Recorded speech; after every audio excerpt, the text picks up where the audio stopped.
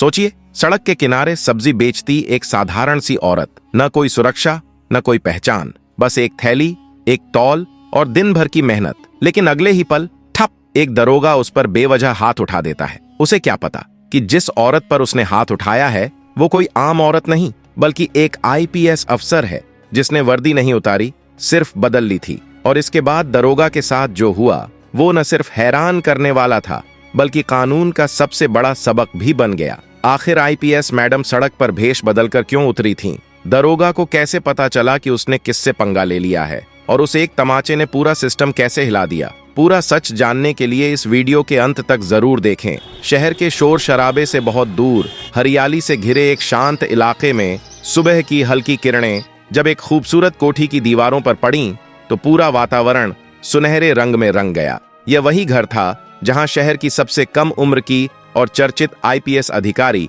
रिद्धिमा रहती थीं। बाहर से यह मकान रुतबे, अनुशासन और शक्ति का प्रतीक लगता था, मगर इसकी दीवारों के पीछे एक बिल्कुल अलग ही दुनिया थी। बालकनी में खड़ी रिद्धिमा उगते हुए सूरज को गहराई से देख रही थीं। हाथ में चाय थी, पर मन कहीं और भटक रहा था। अचानक उन्हें अपने पिता की सीख याद आई, एक साधारण स्कूल टीचर जिन्होंने पूरी उम्र सच्चाई और सादगी को ही अपना धर्म बनाया था। वे हमेशा कहा करते थे, बेटा, कुर्सी इंसान को ऊपर ले जाती है, लेकिन असली भारत उन फाइलों में नहीं, बल्कि उन गलियों और बाजारों में सांस लेता है जहां आम लोग हर दिन संघर्ष करते हैं। अगर तुमने उनकी चप्पल पहनकर नहीं चला तो उनके दर्द को कभी नहीं समझ पाओगी। आज रिद्धिमा ने उसी बात को अपनी जिंदगी में सच करने का फैसला किया था। उन्होंने दिन के सारे ऑफिशियल मीटिंग्स रद्द कर दिए। आज वह वर्दी वाली आईपीएस नहीं, बल्कि सिर्फ रिद्धिमा बनकर अपने शहर को महसूस करना चाहती थीं। अलमारी खोली तो चमचमाती वर्दी की जगह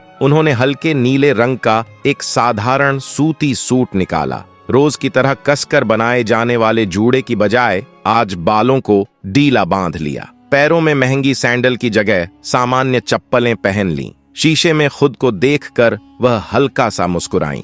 अब वह किसी भी भीड़ में खो जाई। कोई पहचान नहीं सकता था कि यही वह अधिकारी हैं जिनके नाम से शहर के बड़े अपराधी भी डरते हैं। लेकिन आज का उनका असल मकसद कुछ अलग था। उन्होंने अपने सुरक्षा कर्मियों को साफ आदेश दिया कि वे दूर ही रहें। आज रिद्धिमा शहर को अपनी आंखों से नहीं, एक आम इंसान की नजर से देखना चाहती थीं। रिद्धिमा ने अपने गार्डों को पहले ही साफ हिदायत दे दी थी कि वे आज वर्दी में नहीं, बल्कि सादे कपड़ों में दूर दूर रहेंगे, सिर्फ उसके इशारे पर ही सामने आएंगे। वह अपने गैराज से पुरानी स्कूटी निकालकर धीरे धीरे बंगले के गेट से बाहर निकली। शहर की सुबह वाली हवा जब चेहरे पर पड़ी तो उसे सालों बाद ऐसा लगा जैसे किसी ने उसके कंधों से भार उतार दिया हो। आज वह किसी ऑफिसर की तरह नहीं, बल्कि एक आम लड़की की तरह हवा के साथ बहना चाहती थी। उसका रास्ता आज उसे उस जगह ले जा रहा था जहां उसका दिल बरसों से जाना चाहता था। शहर का सबसे पुराना, सबसे व्यस्त और सबसे शोरगुल वाला सब्जी बाजार। वही बाजार जिसके मामले अक्सर फाइलों में डालकर टाल दिए जाते थे। जैसे ही रिद्धिमा ने भीड़ में कदम रखा, उसे लगा मानो उसने किसी दूसरी ही दुनिया के दरवाजे खोल दिए हों। चारों ओर से आवाजें कानों में टकरा रही थीं। कोई चीख कर कह रहा था, ताजी पालक ले लो। कोई पुकार रहा था, आलू प्याज 10 रुपये किलो। वातावरण में मिट्टी, सब्जियों और देसी मसालों की मिलीजुली खुशबू फैल रही थी। औरतें तगड़ी मोल भाव में जुटी थीं। बच्चे ठेलों के बीच दौड़ रहे थे और जिंदगी ठीक उसी रूप में दौड़ रही थी जैसी वह फाइलों में कभी नहीं दिखती। भीड़ के बीच चलते हुए रिद्धिमा हर चेहरे को ध्यान से देख रही थी।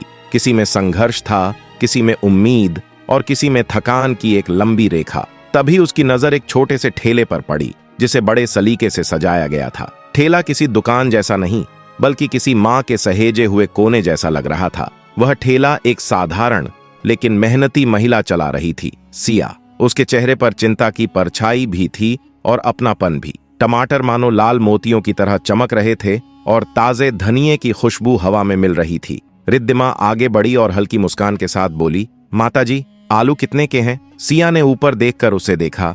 एक साधारण सी विनम्र लड़की मुस्कुराकर बोली, 20 रुपये किलो बिटिया, तुम्हारे लिए सबसे अच्छे चुन दूंगी। बातों बातों में रिद्धिमा को मालूम हुआ कि सिया विधवा है और 2 बच्चों का पालन पोषण अकेले करती हैं।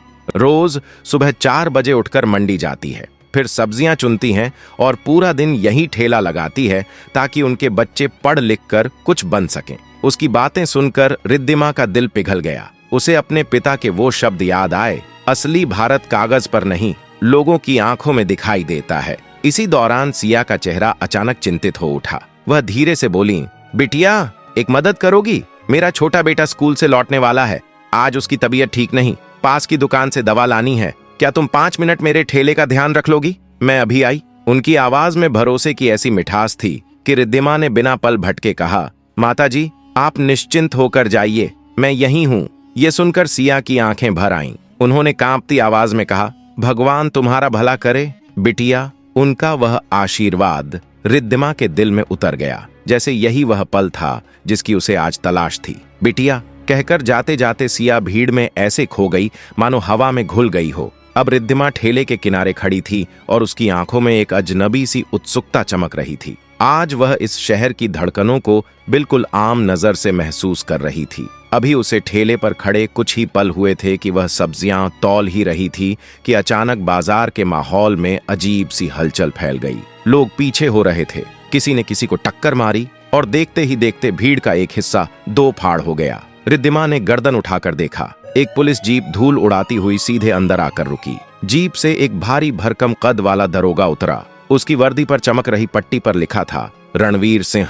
उसकी चाल में अहंकार टपक रहा था। मूंछों को ताव देते हुए वह ऐसे आगे बढ़ा मानो यह पूरा इलाका उसकी निजी रियासत हो। छोटे दुकानदार उसे देखते ही झट से सिर झुका लेते। कोई भी इतना साहस नहीं करता कि उसकी आंख में आंख डालकर बात कर सके। वह बेपरवाही से ठेलों पर हाथ मारते हुए चलता, किसी से सेब उठा लेता, किसी से मूली, और कोई एक शब्द भी बोलने की हिम्मत नहीं करता। उसकी हरकतों ने इस बाजार में उसे हफ्ता वसूली के लिए बदनाम कर दिया था। कुछ ही पलों में वह सिया के ठेले के सामने आकर रुक गया। टमाटरों की चमक और ताजी गोभी देखकर उसके चेहरे पर एक खतरनाक सी मुस्कान फैल गई और ठेले पर खड़ी साधारण दिखने वाली लड़की को देखकर उसे लगा कि आज आसान शिकार मिला है। उसने न कितने का पूछा और न कोई तमीज दिखाई, बस अपना बड़ा थैला खोला और मनमर्जी से सामान भरने लगा। 2 किलो आलू, 1 किलो टमाटर, एक मोटा सा फूल गोभी, ऊपर से कुछ नींबू। थैला पूरा भरा तो जैसे बिना किसी अपराध बोध के मुड़कर चलने लगा। रिद्धिमा यह सब शांत चेहरा बनाए देख रही थी, लेकिन भीतर से उसकी नसें खौल रही थीं। उसे सिया की आंखों की थकान याद थी, वह जो अपनी हर बचत इन सब्जियों में लगा कर आई थी। यह सिर्फ चोरी नहीं थी, यह एक गरीब की मेहनत, उसके बच्चों की भूख और उसके सपनों पर डाका था। जब रणवीर सिंह थैला उठाकर जाने लगा, तभी रिद्धिमा ने संयत लेकिन दृढ़ आवाज में कहा, भाई साहब 1 मिनट। दरोगा मुड़ गया। उसके चेहरे पर हैरानी साफ थी। बाजार में किसी ने उसके आगे यूं कभी जुबान नहीं खोली थी। उसने करारी आवाज में पूछा, क्या चाहिए? रिद्धिमा ने बिना डरे, बिना आवाज ऊंची किए कहा, आपने जितना सामान लिया है उसका कोई हिसाब दिया? ये ठेला किसी औरत की रोजी रोटी है। ये सुनते ही रणवीर सिंह की हंसी फूट पड़ी, कटाक्ष से भरी, अपमान से भरी हंसी। वह बोला, हिसाब? किस दुनिया से आई है तू? जानती भी है मैं कौन हूँ? दरोगा रणवीर सिंह। इस पूरे इलाके में मेरा नाम गूंजता है। पर रिद्धिमा तनिक भी नहीं डगमगाई। उसने उसी शांत मगर धारदार स्वर में कहा, आप चाहे जितना बड़ा नाम लिए फिरें, वर्दी का काम सुरक्षा देना होता है, लोगों को लूटना नहीं।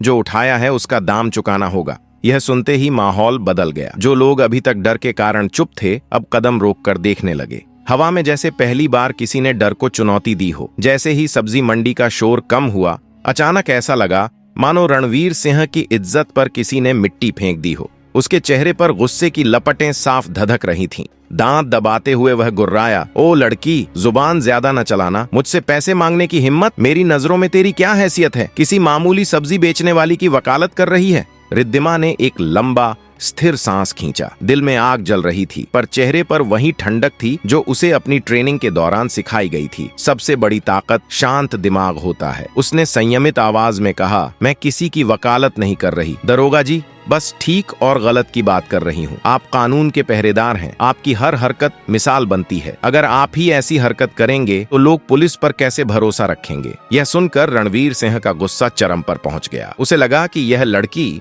उसके सम्मान को चुनौती दे रही है। भीड़ में लोग फुसफुसा उठे, लड़की सच कह रही है। उसी पल उसके अहंकार का पारा और चढ़ गया। चुप, वह दहाड़ा, थाने ले जाकर तेरी अकड़ निकाल दूंगा। वह गुस्से में एक कदम बढ़ा और रिद्धिमा का हाथ पकड़ने के लिए झपटा, लेकिन वह फुर्ती से पीछे हट गई। अब उसकी आवाज में आदेश था, हाथ नीचे रखिए दरोगा साहब। आवाज में ऐसी धार थी जैसे कोई कमांडर अपने दस्ते को आदेश दे रहा हो। मगर रणवीर सिंह तो जैसे होश खो चुका था। वर्दी, शक्ति और अहंकार का नशा उसकी आंखों में स्पार्क की तरह जल रहा था। वह फिर झपटा, इस बार थप्पड़ मारने के लिए। पूरा बाजार थम गया। किसी को सांस लेते डर लग रहा था। सबको लगा अब यह बहादुर लड़की एक जालिम दरोगा का शिकार बन जाएगी। लेकिन तभी उसका उठा हुआ हाथ हवा में ही रुक गया। लोहे सी मजबूत पकड़ ने उसकी कलाई जकड़ ली। उसने चौंक कर नीचे देखा। दुबली पतली रिद्धिमा उसकी कलाई को ऐसे पकड़े थी कि जैसे उसकी हड्डियां और चरमरा जाई। अब उसकी आंखों में शांत लड़की नहीं, एक शेरनी की आग थी। उसकी आवाज गूंजी,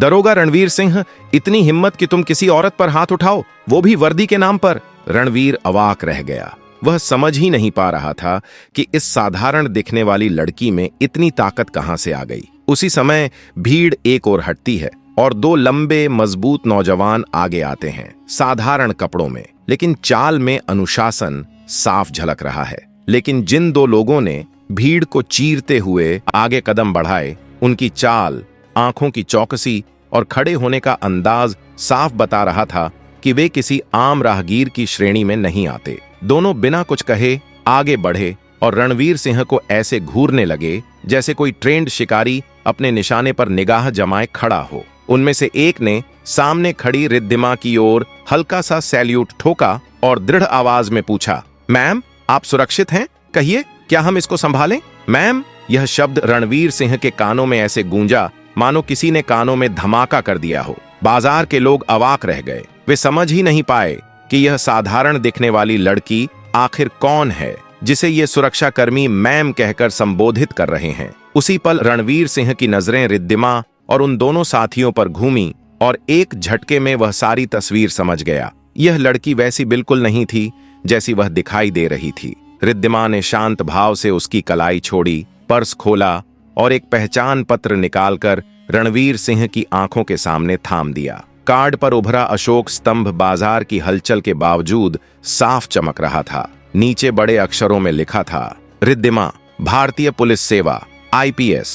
बस ये पढ़ते ही रणवीर सिंह के पैरों से जमीन खिसक गई। उसका करीब करीब विस्फोट होता रौब एक पल में धुआं बनकर हवा में उड़ गया। गुस्से से लाल पड़ा चेहरा अब राख की तरह फीका पड़ चुका था। माथे पर पसीने की बूंदें दौड़ने लगी थीं और उसके होंठ सूख कर एक दूसरे से चिपक गए थे। वह जिस औरत को मामूली सब्जी बेचने वाली समझकर अपमानित कर रहा था, वही शहर की शीर्ष अफसर निकली। यह एहसास उसकी रूह तक हिला गया। हाँ, दरोगा रणवीर सिंह। रिद्धिमा की आवाज अब इतनी ठंडी और कठोर थी कि कोई भी अपराधी सुनते ही कांप उठे। मैं वही IPS अधिकारी हूं जिसकी वर्दी को तुम जैसे लोग अपनी करतूतों से बदनाम करते हो। सुनते ही रणवीर सिंह टूट गया। वह जोर से धम्म से जमीन पर बैठ गया और रिद्धिमा के कदमों को पकड़कर गिड़गिड़ाने लगा, मैडम, गलती हो गई, बहुत बड़ी गलती। पहचान नहीं पाया मैडम, बस एक मौका दे दीजिए। आंखों से बेहिसाब आंसू बह रहे थे। उसका घमंड किसी रेत के महल की तरह ढह चुका था। रिद्धिमा ने घृणा से उसकी ओर देखा। मुझे नहीं पहचानने की गलती नहीं है। उन लोगों को पहचानने की सीख लो जिनसे तुम रोज उनकी मेहनत छीनते हो। उस गरीब औरत को पहचानो जिसकी कमाई तुम बिना शर्म के उठाकर ले जाते हो। तुम किसी भी तरह की माफी के काबिल नहीं हो। फिर उसने अपने सुरक्षा कर्मियों को कठोर आदेश दिया, इसे यहीं रोको, 1 इंच भी हिलने ना पाए। इसके बाद उसने मोबाइल निकाला और सीधे कमिश्नर को कॉल मिलाया। सर, मैं रिद्धिमा बोल रही हूँ। अभी मैं सिटी सब्जी बाजार में हूँ। यहाँ एक दरोगा रणवीर सिंह खुलेआम धमकाकर सब्जियां ले रहा था और मुझ पर हाथ उठाने की कोशिश भी की है।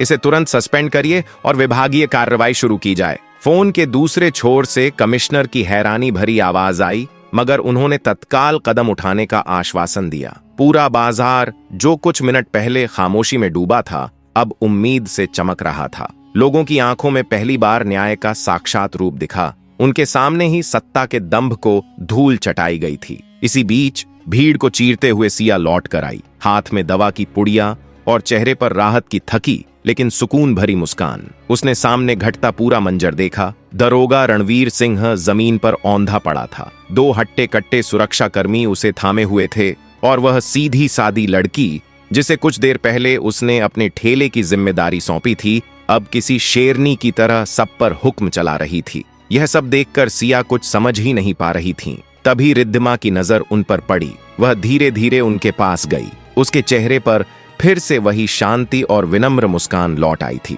माताजी, आप आ गईं। बेटा कैसा है अब? रिद्धिमा ने स्नेह भरे स्वर में पूछा। सिया हकलाते हुए बोली, जी बिटिया, ये सब क्या हो रहा है? ये दरोगा और तुम? रिद्धिमा ने उनके कंधे पर हाथ रखा और शांत स्वर में बोली, कुछ नहीं माताजी, बस थोड़ी सी गंदगी थी जो अब साफ हो रही है। आप चिंता मत कीजिए। आज के बाद यह दरोगा या कोई भी पुलिस वाला आपको परेशान नहीं करेगा, ये मेरा वादा है। फिर उसने पर्स निकाला और उसमें से 500 रुपए के 4 नोट निकालकर सिया के हाथों में रख दिए। ये उन सब्जियों के पैसे हैं जो यह ले जा रहा था, और बाकी मेरी तरफ से आपके बेटे के लिए। उसकी अच्छी तरह देखभाल कीजिएगा। सिया की आंखों से आंसू बह निकले, गला रुंध गया और शब्द जैसे खो गए हों। उन्होंने कांपते हाथों से नोट पकड़े और बस हाथ जोड़कर खड़ी रह गईं। आज उन्हें एक अधिकारी नहीं बल्कि अपनी बेटी मिल गई थी। रिद्धिमा फिर भीड़ की तरफ मुड़ी। उसकी आवाज में एक दृढ़ता थी। आप सब डरना छोड़ दीजिए। पुलिस आपकी रक्षा के लिए है, आप पर रौब झाड़ने के लिए नहीं। जब भी कोई गलत करे, चाहे वो वर्दी में हो या बिना वर्दी के,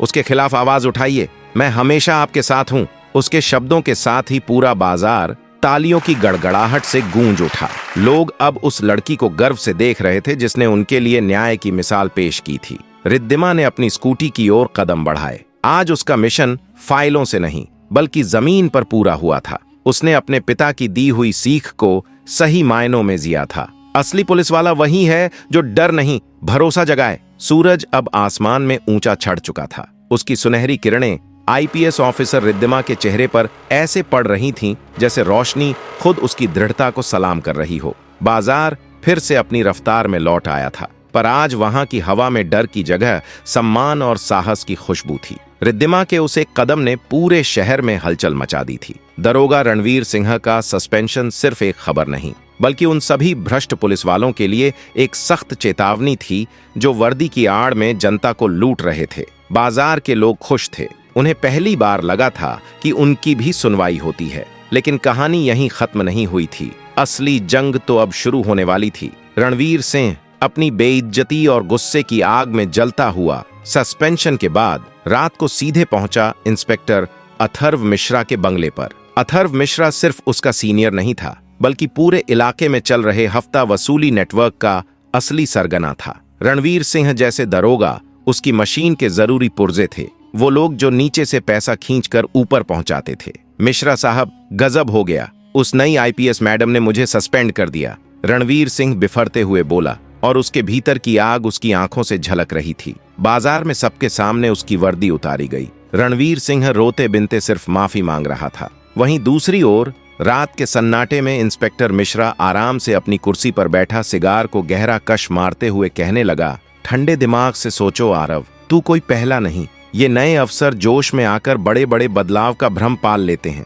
पर सिस्टम जड़ें जमा चुका पेड़ है, उसे हिलाना इतना आसान नहीं। फिर उसने आश्वस्त करते हुए कहा कि इंक्वायरी की आड़ में सब कुछ संभाल लिया जाएगा। बस एक काम था, उन गवाहों के मुंह बंद करवा दो, खासकर उस सब्जी वाली सिया का। मिश्रा की आंखों में एक खतरनाक ठंडक थी जो बताती थी कि वह पकड़ में आने वाले हर खतरे को दबाने से नहीं चूकता। अगले ही रात से बाजार की हवा बदल गई। जो लोग कल रिद्धिमा के समर्थन में तालियां बजा रहे थे, आज वही चेहरे घबराहट से ओढ़ लिए थे। अंधेरे में कुछ अज्ञात बदमाश ठेले उलट पुलट कर गए। सुबह सिया ने देखा कि उसकी सारी सब्जियां सड़क पर बिखरी पड़ी थीं, एक साफ सी चेतावनी। जब यह खबर रिद्धिमा तक पहुंची तो उसे समझ आ गया कि यह लड़ाई अब किसी अकेले दरोगे तक सीमित नहीं रही, यह पूरे सिस्टम के खिलाफ है। उसे गवाहों के लिखित बयान चाहिए थे, पर बाजार में लौटकर उसने वही देखा। जिन लोगों ने कल उम्मीद भरी नजरों से देखा था, आज वे एक एक करके आंखें झुका रहे थे। जब उसने अलग अलग दुकानदारों से कहा, डरो मत, मैं तुम्हारे साथ हूं, बस सच बताइए, उनका एक समान उत्तर मिलता, नहीं मैडम, हमें कुछ नहीं दिखा। रिद्धिमा का दिल टूट गया, पर वह उनकी स्थिति समझ सकती थी। ये लोग रोजी रोटी के लिए संघर्ष करते हैं, किसी ताकतवर के गुस्से का शिकार नहीं बनना चाहते। आखिरकार वह सिया के पास पहुंची, जो धीरज से बिखरी सब्जियां समेट रही थी और आंखों में आंसू थे।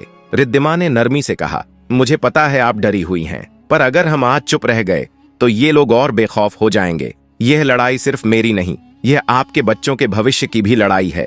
यह सुनकर सिया टूट पड़ी। मैं क्या करूं बिटिया, रात में 2 गुंडे आए थे, बोले थे कि अगर तू पुलिस के सामने बोलती है तो तेरे बेटे को स्कूल से उठा लेंगे। मैं मां हूं, मैं अपनी औलाद को जोखिम में नहीं डाल सकती, मुझे माफ कर दीजिए। यह शब्द रिद्धिमा को अंदर तक झकझोर गए। उसे समझ में आ गया कि सच्चा भरोसा तो तब बनता है जब लोगों को सुरक्षा का ठोस भरोसा मिले। सिर्फ वचनों से काम नहीं चलेगा। उसने सिया के सिर पर हाथ रखा और कसकर कहा, रो मत, मैं वादा करती हूं तेरे बेटे को कोई छू भी नहीं पाएगा। उस पल उसने ठान लिया कि अब यह लड़ाई उसी भाषा में लड़ी जाएगी जो इन गुंडों को समझ आए, मजबूती और नियम दोनों के साथ। उन्होंने तुरंत अपनी टीम सक्रिय कर दी और बाजार में सादे कपड़ों में पुलिस की मौजूदगी बढ़ा दी। रिद्धिमा ने सिया के घर और उसके बेटे के स्कूल के बाहर भी सुरक्षा के इंतजाम करवा दिए ताकि उन धमकियों का असर खत्म हो सके। अब खेल के असली खिलाड़ी से मिलकर हालात की जड़ तक जाना बाकी था। बिना देर किए रिद्धिमा सीधे इंस्पेक्टर मिश्रा के कार्यालय पहुंची।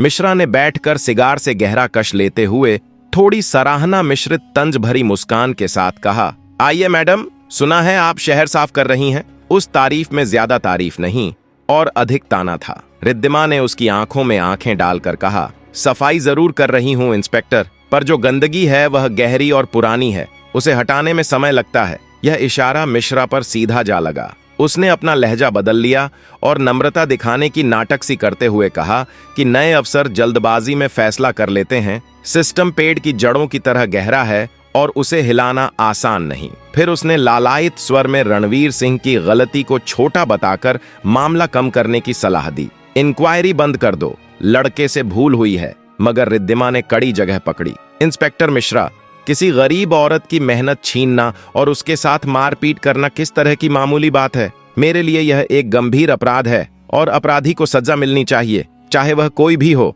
मिश्रा का असली रंग खुल गया। वह नरम लहजे में चेतावनी दे बैठा, मैडम, यह सलाह है, मान जाओ, वरना इस सिस्टम की कीचड़ में नए कपड़े ज्यादा देर साफ नहीं रहते। कहीं ऐसा न हो कि आपकी ही तरफ से किसी जांच की आंच आपको छू जाए। यह खुली धमकी थी, मगर रिद्धिमा का साहस अटला था। उसने निर्विकार होकर कहा, मेरे कपड़ों की परवाह मत कीजिए, जब यह कीचड़ साफ होगा तो बहुत से पुराने चेहरे बेनकाब होंगे। इतना कहकर वह ऑफिस से निकल आई, जानकर कि अब उसे ऐसा कुछ करना होगा जिससे सामान्य लोगों का डर टूटे और उनकी हिम्मत लौटे। अगले ही दिन सुबह रिद्धिमा फिर उसी बाजार में लौटी, पर यह बार वह अकेली नहीं थी। उसके साथ कई मीडिया वाहन थे। फिर उसने बाजार के बीचों बीच एक माइक पकड़ा और लोगों से मुखातिब हुई, मेरे प्यारे भाइयों और बहनों, मैं वोट मांगने नहीं आई। मैं आपकी अफसर आईपीएस रिद्धिमा आज एक नागरिक के रूप में आपसे बात करने आई हूं।